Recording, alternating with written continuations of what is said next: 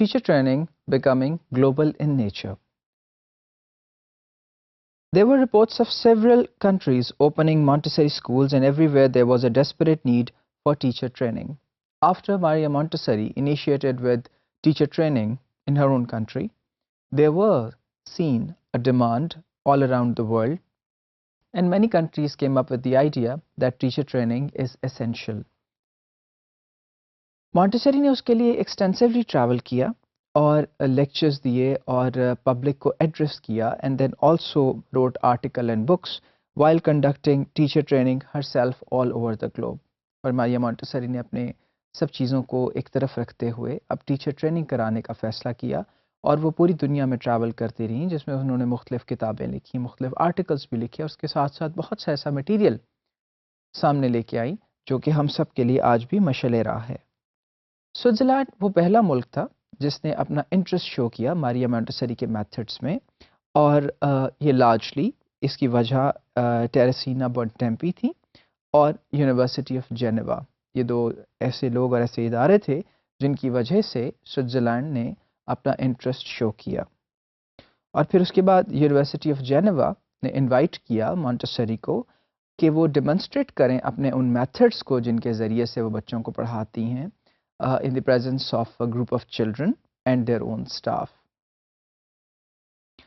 The second place which is important to discuss is Rome, and in Rome, because of the great demand of teacher training, Montessori gave up everything else to do all teacher training herself and planned 2 teacher training courses in Rome in 1910. और फिर सब कुछ एक तरफ रखते हुए क्योंकि इसकी बहुत ज़्यादा डिमांड सामने आई, तो मारिया मॉन्टेसरी ने रोम में 2 कोर्स खुद कंडक्ट करवाए 1910 में।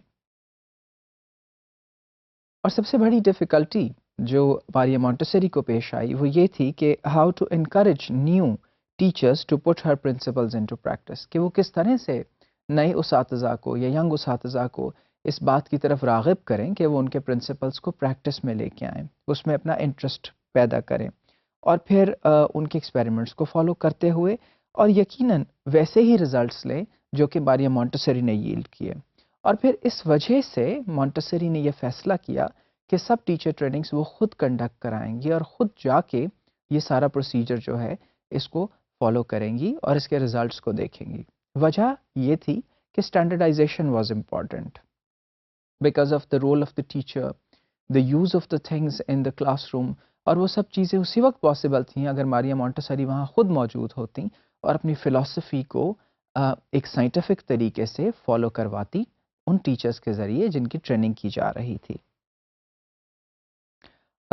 उनके जो मेथड्स हैं ट्रेनिंग कराने के, उसमें सबसे पहले प्रेजेंटेशन ऑफ मटेरियल्स थी, जिसमें full explanation of didactic materials and their demonstration, यानी वो मटेरियल्स जिनको इस्तेमाल किया जाता था, वेदर वुडन ब्लॉक्स और they are the sand paper letters और सैंड पेपर नंबर्स, उन सबको डेमोन्स्ट्रेट किया जाता था, यानी उनके बारे में बताया जाता था और उनका इस्तेमाल करके दिखाया जाता था।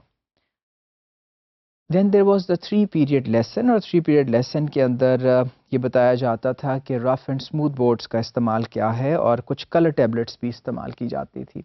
अब कैरेक्टरिस्टिक्स क्या हैं 3 पीरियड लेसन के? Number 1 is brevity. ब्रेविटी का मतलब ये है कि teacher used a few words, उस्ताद सिर्फ चंद अल्फाज इस्तेमाल करती हैं।